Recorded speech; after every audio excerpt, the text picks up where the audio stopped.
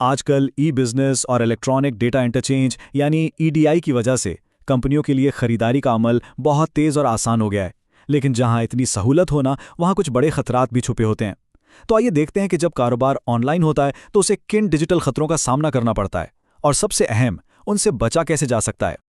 और यही वो बुनियादी सवाल है जिस पर आज हम बात करने वाले हैं। जब कोई भी लेन देन सेकंडों में हो जाता है, तो ऐसी कौन सी कमजोरियां हैं जिन पर अक्सर ध्यान नहीं जाता। ये जो बज़ाहिर एक आसान सा अमल लगता है, अपने अंदर कई पेचीदियां रखता है। देखें, जब तक काम कागज पर था, हर चीज का एक फिजिकल रिकॉर्ड होता था, एक सबूत होता था। लेकिन डिजिटल सिस्टम्स में ये कागजी सबूत खत्म हो जाते हैं। इससे रफ्तार तो बेशक बढ़ती है, लेकिन साथ ही हैकर्स और फ्रॉड करने वालों के लिए नए दरवाजे भी खुल जाते हैं, जहां से वो आसानी से डेटा चोरी कर सकते हैं या उसमें रद्दोबदल कर सकते हैं।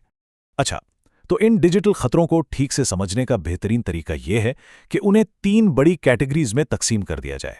यही फ्रेमवर्क हमें इन खतरों की जड़ तक पहुंचने और उनके हल को समझने में मदद देगा। तो किसी भी महफूज ई बिजनेस सिस्टम की बुनियाद इन 3 स्तूनों पर खड़ी होती है।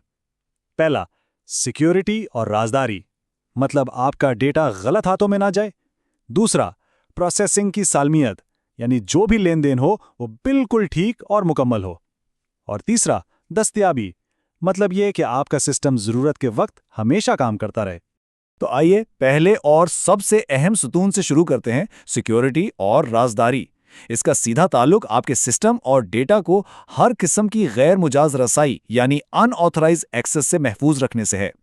अब यहां इस स्लाइड पर अगर आप बाईं तरफ देखें तो खतरात बिल्कुल साफ हैं, जैसे कि गैर मुजाज रसाई और हैकिंग। एक और बड़ा खतरा ट्रांजैक्शन से इनकार है, मतलब कोई खरीदार ऑर्डर देने के बाद साफ मुकर जाए कि भाई ये ऑर्डर तो मैंने दिया ही नहीं था।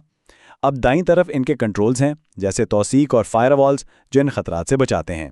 तौसीक या ऑथेंटिकेशन को आप यूं समझ लें कि ये आपके डिजिटल सिस्टम का चौकीदार है। इसका काम सिर्फ ये यकीनी बनाना है कि सिस्टम इस्तेमाल करने वाला शख्स वही है जिसका वो दावा कर रहा है। ये दिफा की पहली और सबसे बुनियादी लाइन है। लेकिन जाहिर है सिर्फ पासवर्ड काफ़ी नहीं होते। फायरवॉल्स एक डिजिटल दीवार की तरह काम करती हैं। इनक्रिप्शन आपके हसास डेटा को एक खुफिया कोड में बदल देती है जिसे कोई और पढ़ नहीं सकता। और पेनिट्रेशन टेस्टिंग एक तरह का स्ट्रेस टेस्ट है जो ये चेक करता है कि आपका दिफाई निज़ाम कितना मजबूत है। अच्छा, तो अब आते हैं दूसरे बड़े खतरे की तरफ, प्रोसेसिंग की सालिमियत। यहाँ हमारा फोकस इस बात पर है कि जो डेटा सिस्टम में मौजूद है वो कितना दुरुस्त, मुकम्मल और काबिल एतबार है।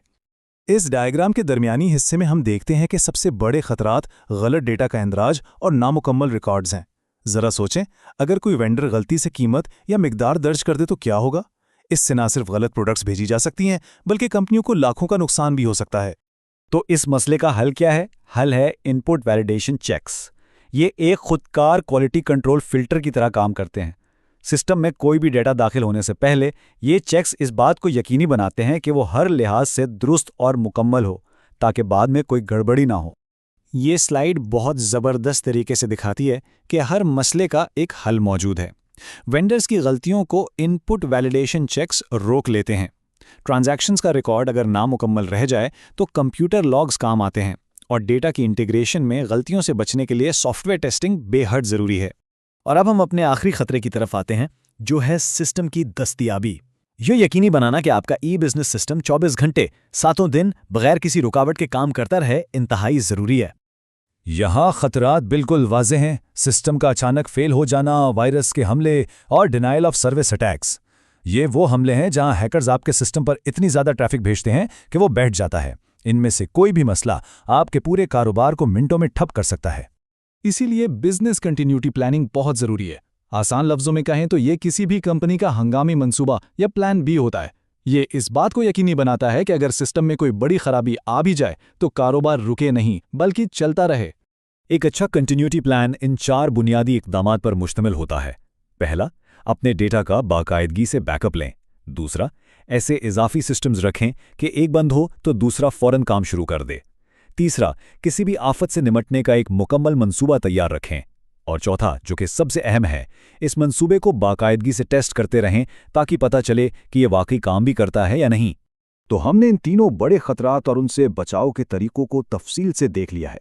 अब इन सब को मिलाकर देखते हैं कि एक मजबूत डिजिटल दिफाई हिकमत अमली कैसी होनी चाहिए। और यहाँ सबसे अहम नुक्ता यह है कि ये सिक्योरिटी कंट्रोल सिर्फ आईटी डिपार्टमेंट की जिम्मेदारी नहीं है। ये किसी भी जदीद कारोबार की बका और कामयाबी के लिए उतनी ही ज़रूरी हैं जितनी कि उसकी बुनियादें।